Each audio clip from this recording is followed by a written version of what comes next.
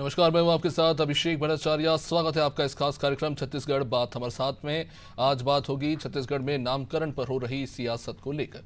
छत्तीसगढ़ के दुर्ग के वैशाली नगर के भाजपा विधायक रिकेश सेन ने भिलाई के ग्राम कुरुद में स्थित एक नकटा तालाब का नामकरण बिहार की दिवंगत लोक गायिका शारदा सिन्हा के नाम पर करने का ऐलान कर दिया। पूर्व में इस तालाब का नाम पंथी के महानायक देवादास बंजारे के नाम पर था। नए नामकरण से लोग आग बबूला हो गए। स्थानीय लोग का कहना था कि स्थानीय महापुरुष का नाम हटाकर बाहर की लोक गायिका के नाम पर तालाब का नामकरण करना ठीक नहीं।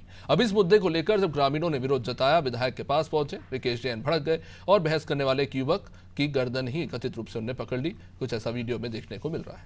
युवक की गर्दन पर विधायक का हाथ, वीडियो क्लिप जो है निकलकर सामने आई और बाद में वायरल हो गई। अब इसके बाद पूर्व मुख्यमंत्री भूपेश बघेल ने सोशल मीडिया पर ट्वीट किया, लिखा कि ये जो एक व्यक्ति की गर्दन पकड़े हुए हैं, उन्हें धमका रहे हैं, वो वैशाली नगर के भाजपा विधायक रिकेश सेन है और जिनसे बात हो रही है वो विधायक के मतदाता। भूपेश बघेल ने वीडियो शेयर करते हुए सवाल पूछा कि जनता याद नहीं रखेगी कि उनके जनप्रतिनिधि ने उनसे कैसा व्यवहार किया। यही है भाजपा का चाल, चरित्र और चेहरा, ये भूपेश बघेल के शब्द हैं। इस पर पलटवार करते हुए रिकेश सेन ने अपने सोशल मीडिया हैंडल पर लिखा कि भूपेश बघेल जी, गर्दन पकड़ने और धमकाने का काम आप लोगों ने आपके नेतृत्व में 5 साल किया, इसलिए आज सत्ता से बाहर है। बिना पूर्ण जानकारी के वीडियो के बीच के भाग को पोस्ट करना ओछी मानसिकता को दर्शाता है। रिकेश सेन का आरोप है कि यह काम क्रांति सेना का है, जो कांग्रेस की बी टीम है। उन्होंने क्रांति सेना को कांग्रेस की बी टीम करार दे दिया। बता दें कि छत्तीसगढ़ में योजनाओं से लेकर स्थान का नाम बदलने की कवायद सरकार बदलने के साथ चलती रही है। जो सरकार आती है अपने पसंद से नाम बदलती रहती है, लेकिन सवाल यह है कि नाम बदलने से क्या हासिल होता है, क्या काम बदल जाता है? और राजनीतिज्ञों के नाम पर नामकरण की परंपरा क्या सही है, चाहे वो किसी भी दल का क्यों ना हो? आज चर्चा इसी पे होगी। उससे पहले बयानों पर एक नजर। जिस सरकार के विधायक, अब देखें कल का घटना भिलाई का एमएलए से, अगर वो एमएलए, अगर जनता कोई बात अपना चुने हुए जनप्रतिनिधि के पास अगर जाते हैं तो वो उसका गला पकड़ के उसे दादागिरी करते, ये कौन सा लोकतंत्र है? जनता जनार्दन हम लोग के लिए भगवान है, भगवान से कम नहीं है। लेकिन अगर जनता को गला पकड़ के उसको डराना, धमकाना, मारपीट करना, मैं समझता हूँ ये सरकार की तानाशाही है और अपराध तो नहीं रोक पा रही है, लेकिन इस तरह की हरकत से सीधा सीधा साफ है कि सरकार के विधायक सत्ता के नशे में चूर हो चुके हैं। लेकिन मुझे लगता है कि जो इस वीडियो की बातचीत करके कांग्रेस उसमें राजनीति करना चाहती है, उसमें कहीं ऐसा आपत्तिजनक विषय नहीं है कि कोई झगड़ा हुआ है, वाद विवाद। जरूर बातचीत में वाद विवाद की स्थिति है, लेकिन कहीं उन पर हाथापाई, कहीं कोई गला पकड़ने का कहीं कोई विषय नहीं है। लेकिन कांग्रेस की मानसिकता इस तरह की हो गई है कि नकारात्मक बातों को हम किस तरीके से प्रचार करें, उसका राजनीतिक लाभ किस तरीके से लें। ऐसे समय में जब इस तरह का कृत्य करते करते कांग्रेस आज समाप्त प्राय की ओर हो गई है, उसके बावजूद वो इस तरीके का सहारा लेते हैं। मुझे लगता है इसका प्रचार या दुष्प्रचार करने की बजाय कांग्रेस को इसका जवाब देना चाहिए कि सूरजपुर में उनका एनएसयूआई का जिलाध्यक्ष उस घटना में क्यों शामिल है, बलौदार हिंसा में उनके लोग क्यों शामिल हैं, लोहारीडीह से लेके यदि हम बलरामपुर की बात करें तो उसमें कांग्रेस के नेताओं का नाम क्यों है। तो मुझे लगता है कि शायद अपने आप कांग्रेस को इसका जवाब मिल जाएगा।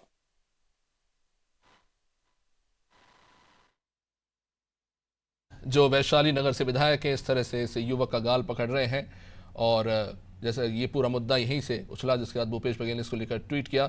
चलिए चर्चा को आगे बढ़ाएंगे। आज हमारे साथ बीजेपी से दिनेश अग्रवाल जुड़ रहे हैं, प्रगति वाजपेयी हमारे साथ कांग्रेस से और रमेश पांडे वरिष्ठ पत्रकार। तो ऐसे कहते हैं कि नाम में क्या रखा है साहब, काम ज़रूरी होता है, लेकिन अगर जब बात राजनीति की हो तो कहीं ना कहीं ऐसा लगता है कि आजकल नाम ज़्यादा इंपॉर्टेंट हो गया है काम के बजाय।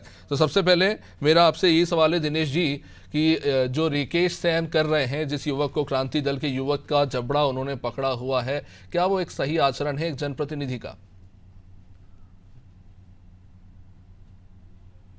सर अनम्यूट कर लीजिए आपका ऑडियो। दिनेश जी आपका ऑडियो अनम्यूट कर लीजिए जी।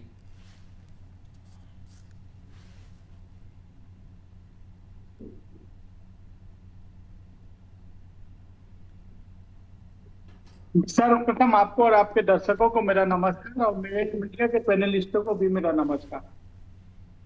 देखिए, कांग्रेस देखती ही रहती है कि कब क्या हो और क्यों मुद्दा बनाए, जबकि ऐसा कोई मुद्दा नहीं है। देखिए सेन जी, सबका हमारा एक ही निर्णय है कि सबका साथ सबका सम्मान। हम रिकेश जी एक ऐसे स्वर को किला जिसको पूरे बिहार उत्तरांचल के लोग अच्छी तरीके से जानते हैं, जो हमारे यहाँ प्रदेश में भी निवासरत है, उनके नाम से अगर कोई तालाब का नामकरण हो रहा है तो ये निसंदेह अच्छा चीज है। लेकिन कुछ लोग जाके रिकेश सेन जी के साथ बुरा बर्ताव करते, जनप्रतिनिधि है, उनके साथ अभद्र व्यवहार करते हैं, तो ये अच्छा आचरण नहीं है। ऐसे लोग कांग्रेसी कृत्य के ही व्यक्ति होते हैं। लेकिन रही बात, ऐसा कोई भी आचरण मुझे नहीं दिखता कि रिकेश सेन जी के द्वारा किया गया लेकिन होगा। एक मिनट दिनेश जी, रिकेश जी ने ऐसा कोई आरोप नहीं लगाया है क्रांति सेना पर किसी भी व्यक्ति पर कि उन्होंने आके बुरा आचरण किया। उनका जो ट्वीट है उसमें ऐसा कुछ भी जिक्र नहीं है अपनी सफाई में जो उन्होंने दिया था। कांग्रेस तो वो मुद्दा बना रही है आपके सामने, आप डिबेट करवा रहे हैं उस मसले पे। निसंदेह कांग्रेस को मुद्दा ही बनाना है, क्योंकि कांग्रेस कभी विचारधारा या किसी व्यक्ति का सम्मान नहीं कर सकती। हमेशा लोगों को लड़ाना, झगड़ाना और बातों पे गुमराह करके राज करना, ये कांग्रेस की रीति और नीति रही है, जैसा कि आप मैं सभी जानते हैं। आज यदि किसी तालाब का नामकरण दिनेश जी, तो क्या आप ये जस्टिफाई करने की कोशिश कर रहे हैं कि क्रांति दल ने बुरा व्यवहार किया तो वो जनप्रतिनिधि है तो वो भी कुछ भी कर सकते हैं? उनके पास तो सिक्योरिटी थी, लोग थे। नहीं, मैंने ये नहीं कहा कि क्रांति दल ने बुरा बर्ताव किया। सर, आपने अभी जस्ट थोड़ी देर पहले ये बात कही। ये कोई मुद्दा नहीं है। जिस हिसाब से कांग्रेस मुद्दा बना रही को गए वो बुरा बर्ताव किया, अरे किसी ने किसी के साथ बुरा बर्ताव नहीं किया। चर्चा है, और जनप्रतिनिधि के पास अगर आदमी जाके चर्चा नहीं करेगा तो किसके पास करे? चलिए एक बार वो वीडियो देख लेते हैं, शायद थोड़ी कंफ्यूजन है वो दूर हो जाएगी। मैं चाहूंगा कि हमारी टीम वो वीडियो एक बार प्ले करे ताकि आप देखें ऑडियो के साथ कि वहां पर दरअसल हो क्या रहा है। यहाँ पे लड़ाई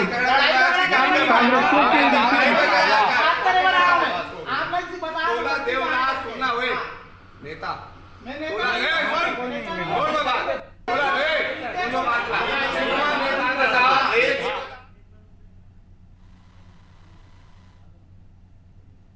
दिनेश जी, आपने देखा उस वीडियो में आपके विधायक जो है वैशाली नगर से रिकेश जैन वो ही चिल्ला रहे हैं।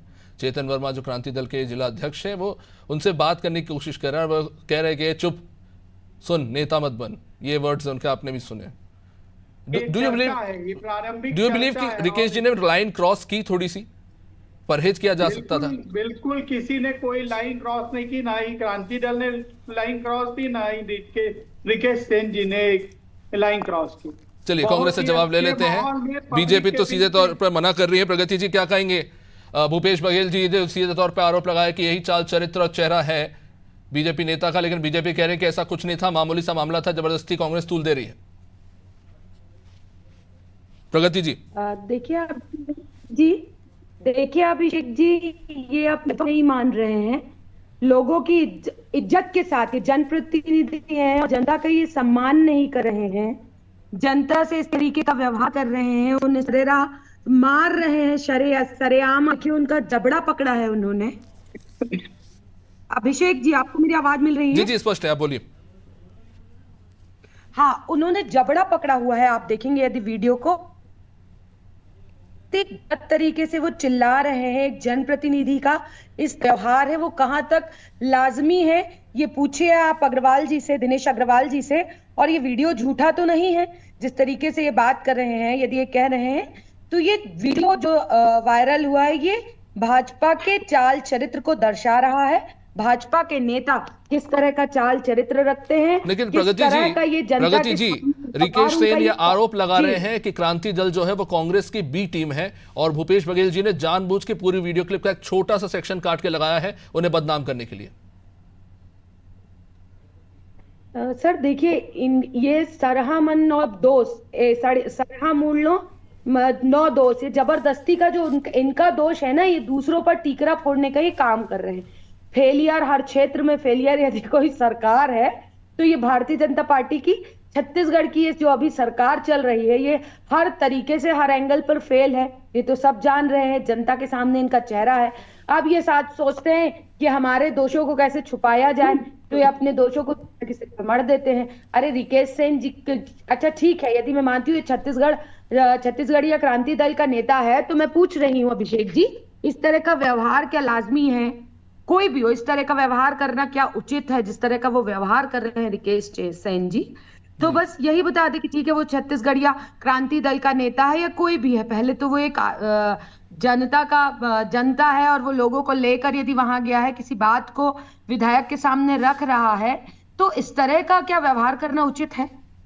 नहीं, लेकिन प्रगति जी, सवाल बीजेपी ये भी पूछ रही है कि अगर ठीक है दिनेश जी, आप बोल लीजिए, फिर मैं इस पर आ गया हूँ। तो दिनेश जी बताइए, मेरी बहन को आधा अधूरा ज्ञान होता है, अगर दम है तो पूरा वीडियो क्लिप दिखाए, एक टुकड़े को दिखाना, यही तो कांग्रेस की रीति और नीति रही है बहन, कि कहीं बात में थोड़ा सा अगर गर्मजोशी हो तो उसको दिखा दो। अरे जो बात हुई उसको तो पूरा का पूरा दिखाओ।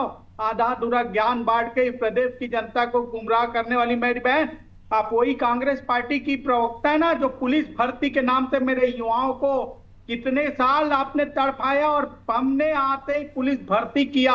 आप वही कांग्रेस पार्टी की प्रवक्ता हो ना, जो आईटी के सेक्टर में हमारे प्रदेश को ढकेल दिया था। 1500 युवाओं को आईटी में नौकरी मिली है। लेकिन दिनेश जी सवाल ये है कि कभी भी किसी स्थान का अगर नाम बदला जाता है तो वहां की जनता से पहले पूछा जाता है कि वो मांग कर रहे हैं कि नहीं इस चीज की।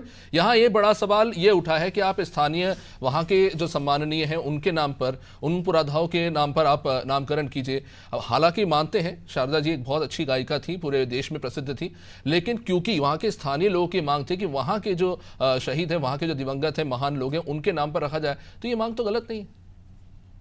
अभिषेक जी, मैं आपसे एक बात पूछना चाहूंगा कि आप ही बताइए, राजनीति करने के लिए आप वहां पे बैठे तो वहां कुर्सी में क्यों बैठे? काले कलर का कोट क्यों पहने? नीले कलर का क्यों? राजनीति करना है तो आदमी किसी भी बात पे राजनीति कर लेता है, और कांग्रेस सिर्फ राजनीति करती है, काम नहीं करती है। आप ही के ऊपर कल टीका टिप्पणी करके राजनीति करने लग जाएंगे।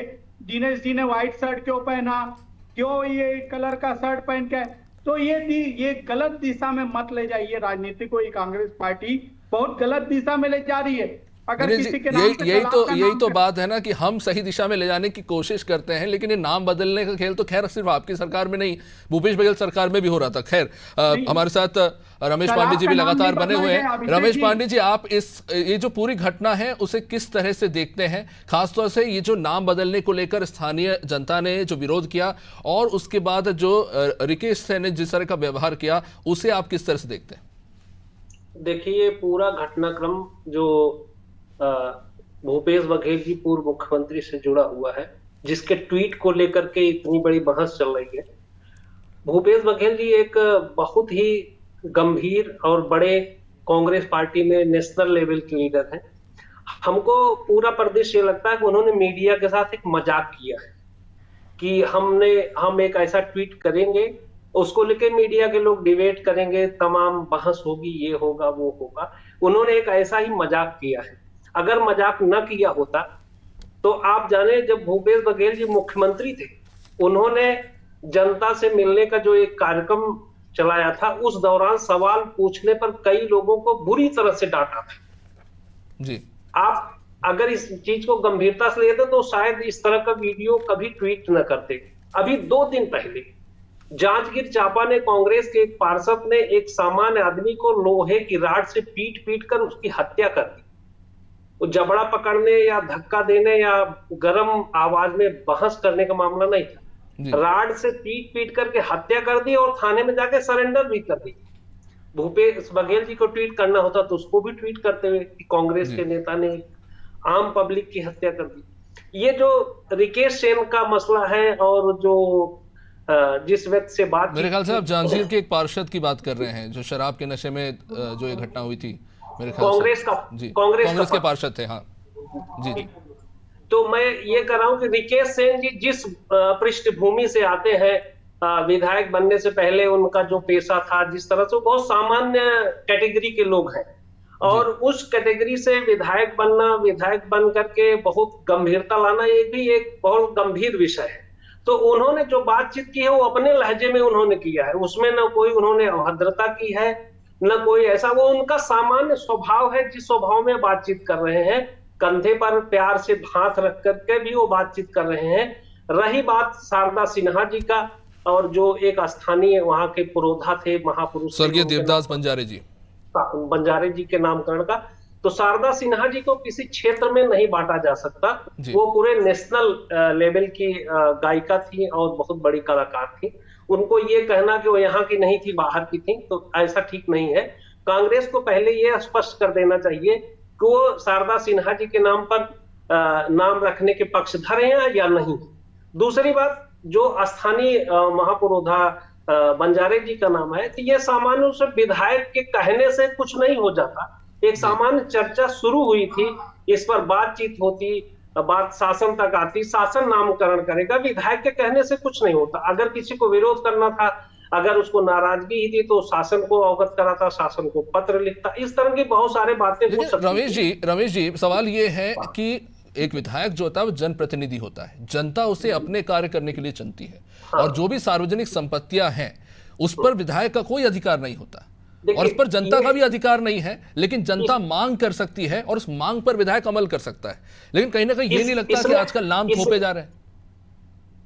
इसमें अधिकार जैसी कोई बात नहीं थी, ये एक त्वरित मनोभाव की बात होती। क्योंकि शारदा सिन्हा जी का 2 दिन पहले निधन हुआ है, और ऐसे मौके पर निधन हुआ कि जब छठ का पर्व चल रहा है, तो एक इमोशनल टच लेते हुए मेरे ख्याल से उन्होंने ये बात बहुत जल्दी कह दिया। उनको इस पर विचार करना चाहिए था। इसीलिए मैंने कहा कि रिकेश सेन जी जिस पृष्ठभूमि से विधायक बने हैं, उनका यह सामान्य स्वभाव है ऐसे बर्ताव करना। उसको किसी इस पहलू से नहीं लिया जा सकता कि उन्होंने बहुत गलत कर दिया, बहुत ही बुरा बर्ताव कर दिया या अभद्रता कर दी। ऐसा कोई मसला मेरे समझ से नहीं है।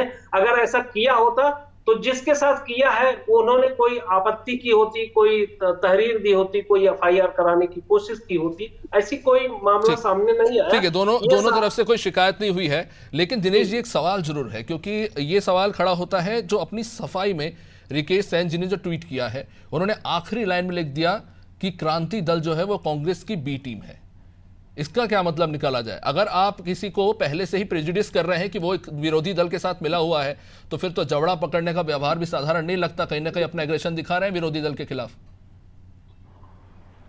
देखिए अभिषेक जी, जो रिकेश जी हैं बहुत ही सामान्य परिवार के, बहुत ही सामान्य व्यक्ति है, और क्रांति सेना उनसे बात कर रही थी। यहाँ भूपेश बघेल कहाँ से मेरा दिनेश जी सवाल ये है, एक्चुअली इसको और थोड़ा क्लियर कर देता हूं कि सर, आप जब जनता के पास वोट मांगने जाते हैं तब भी क्या आप ऐसे ही व्यवहार करते हैं?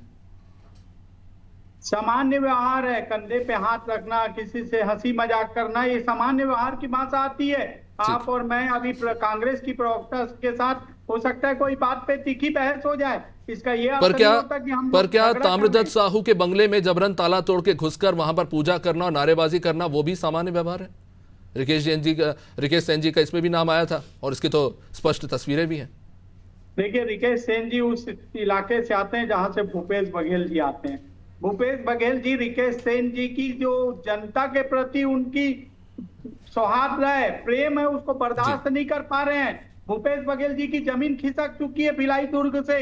भूपेश बघेल जी उनको टारगेट करके हमला कर रहे हैं, और रिकेश सेन जी जैसा व्यक्ति जो एक सामान्य परिवार का व्यक्ति राजनीति में आ रहा है, इसको भूपेश बघेल जैसे दाऊ लोग सहन नहीं कर पा रहे हैं, क्योंकि अपना साम्राज्य करना चाहते हैं भिलाई दुर्ग में। और अगर रिकेश सेन जी को जनता ने चुना है तो उसको सोच समझ के चुना है, और जनता ने उन्हें ठीक है। इस पे कांग्रेस से मैं जवाब लेना चाहूंगा। प्रगति जी, भले ही आप नाम की राजनीति का आरोप लगाए बीजेपी पर, योजनाओं के नाम बदलने को लेकर या क्षेत्रों के नाम बदलने को लेकर, पर जब 19 में आपकी सरकार आई थी आपने भी यही किया था। आपने दीनदयाल उपाध्याय जी से जुड़े हुए जितने भी योजनाओं के नाम थे वो राजीव गांधी के नाम पे कर दिए। कमल विहार का नाम आपने कौशल्या विहार कर दिया। बिल्कुल अभिषेक जी, हमने किया क्यों? इस देश के लिए यदि किसी ने अपनी प्राणों की आहुति दी तो वो राजीव गांधी जी थे। हमने इसलिए उनका नामकरण किया। दीनदयाल उपाध्याय जी की एक उनका उपलब्धि बता दीजिए कि ये उपलब्धि थी और उनका हमने नाम क्यों हटाया? नहीं तो ठीक है, मान लेते हैं प्रगति जी, ये भी मान लेता हूं मैं ये भी मान लेता हूं प्रगति जी, लेकिन कमल विहार का नाम कौशल्या विहार करने के पीछे क्या रीजन है, आप बता दीजिए। अभिषेक जी, कौशल्या माता जी का मायका कहलाया जाता है छत्तीसगढ़, और उनके नाम के अनुसार हमने इसको चंदखुरी कौशल्या चंदखुरी विहार में किया था। कौशल्या धाम आपने नाम रखा क्योंकि वहीं पे सबसे महत्वपूर्ण मंदिर है, समझ में आता है। नहीं, लेकिन पूरा कमल विहार का नाम बदलने की क्या जरूरत थी, मेरा ये सवाल पूरा है। छत्तीसगढ़, अभिषेक जी, पूरा छत्तीसगढ़ श्री राम का ननिहाल कहलाया जाता है। जब उन्होंने 14 वर्ष का वनवास किया तो जो जिस रास्ते से वो गुजरे अधिकांश हिस्सा उसका छत्तीसगढ़ में आता है। तो छत्तीसगढ़ की पूरी धरा माता कौशल्या जी का ठीक है। मायका कहलाती है। ठीक है, तो रिकेश सिंह जी ने जो एक और बात कही है अपने इस बयान के साथ, फिर मैं वो भी जोड़ देता हूँ। अभिषेक जी, मैं 2 मिनट चाहती हूँ आपके।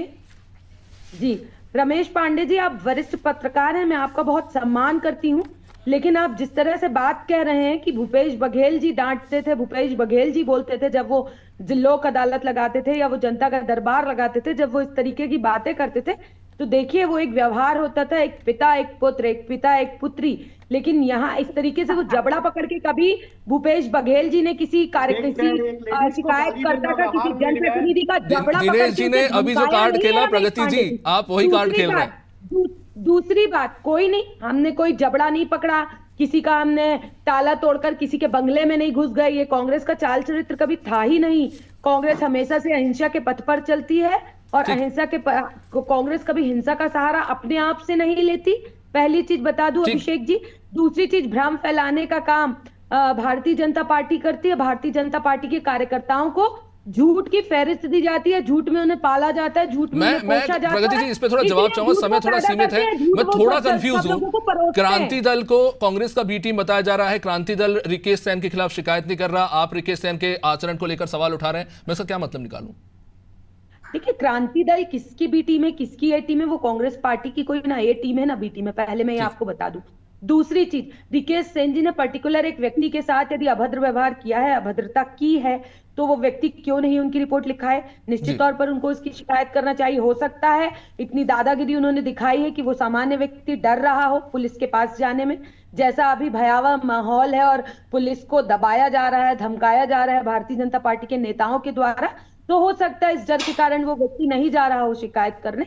लेकिन वीडियो में देखिए अभिषेक जी, आप खुद इस बात को देखिए और कि किस तरीके से इस तरीके की अभद्रता की जा रही है। कभी कभी इस प्रकार की यदि किसी व्यक्ति के साथ अभद्रता की जाती है तो कहीं वो हीन भावना में आके सुसाइड कर ले, कहीं कुछ कर ले। मैं तो अभी खुद ट्विटर में प्रगति जी ये वीडियो जो भूपेश बघेल जी ने डाला उसके नीचे कमेंट्स देख रहा हूं, कुछ इस घटना की आलोचना कर रहे हैं, कुछ कह रहे हैं कि नेता घमंड में है, कुछ ये भी कर रहे हैं कि भूपेश बघेल की 5 साल की सरकार में भी उनके विधायक भी इस तरह का ही आचरण रखते हैं। तो मुझे तो नहीं लगता कि इस तरह का आचरण सही है। लेकिन मेरा एक और सवाल है, आपने एक बड़ी बात अभी इस वक्त है कि राजीव गांधी ने देश के लिए बलिदान दिया, तो आप किसी भी स्थान का नाम उनके नाम पर रख देंगे। तो क्योंकि रिकेश जी ने भी इस घटना के बाद एक बड़ा बयान दिया है और कहा है कि वैशाली नगर के जो 5 वार्ड हैं उनके नाम वो बदलेंगे। वो 5 वार्ड हैं नेहरू नगर, राजीव नगर, जवाहर नगर, सोनिया गांधी नगर, संजय नगर। अब स्थानीय वहां के जो पुराधा है उनके नाम पर रखा जाएगा। तो मेरे ख्याल से इस पर कांग्रेस को कोई आपत्ति नहीं होनी चाहिए। देखिए अभिषेक जी, मैं आपका ध्यान दूसरी ओर आकर्षित करूंगी। आप देखिए, इस प्रदेश के कलाकारों ने जो इस प्रदेश के लिए सम्मान लेके आए, ये राज्योत्सव में उनको दरकिनार कर दिया। आप ट्विटर खोल के देख रहे होंगे तो आप देखेंगे कि बहुत सारे कलाकार अपना दुख वहां पे बता रहे हैं। दूसरी चीज, अभी जो ये बात कर रहे हैं कि उन ग्रामीणों ने विरोध किया, उन ग्रामीणों ने विरोध किया स्वर्गीय शारदा सिन्हा जो बिहार के नाम से जानी जाती है, वो पूरा उनका सम्मान करते हैं। ग्रामीण गाँव के एक अंतरराष्ट्रीय पंथी नृत्य के धरोहर। ठीक है, समय बहुत सीमित है। रमेश पांडे जी से मैं गंभीर सवाल लेना चाहूंगा इस पे, क्योंकि ये नामकरण का मसला लंबे समय से चले आ रहा है। ठीक है, मैं चाहूंगा थोड़ा वॉल्यूम डाउन करें।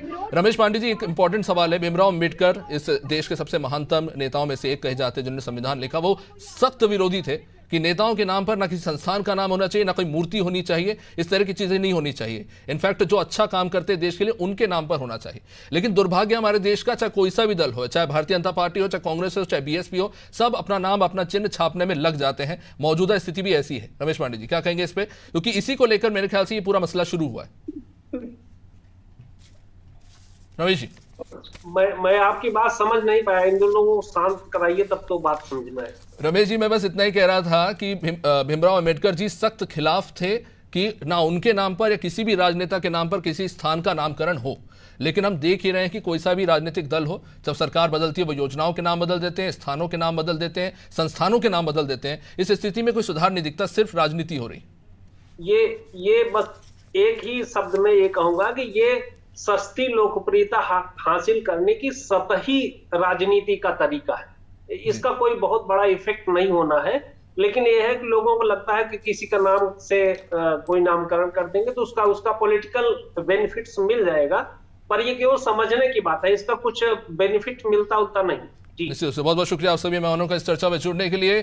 तो नामकरण और नाम को लेकर राजनीति जारी है, कहीं पर इसको लेकर विवाद की स्थिति बन जाती है तो किसी को सियासत करने का मौका भी मिल जाता है। लेकिन सवाल यह है कि क्या इस मसले पर गंभीरता से बात करते हुए इस मसले पर एक बेहतर स्थिति तय नहीं की जा सकती? क्यों हर बार इन मामलों को लेकर, इस तरह के नामकरण की घटनाओं को लेकर एक दूसरे पर आक्षेप लगाया जाता है? क्योंकि ऐसे देश के कई ऐसे महान नेता और जननेता भी हैं जिन्होंने बहुत शानदार काम किया है, चाहे वो किसी भी राजनीतिक दल से क्यों ना हो। लेकिन कहीं ना कहीं ऐसा लगता है कि राजनीतिक दल सस्ती राजनीति के लिए कह सकते हैं या लोकप्रियता के लिए इस तरह के हथकंडे अपनाते हैं। देखते रहिए नाज़ टीवी। नमस्कार।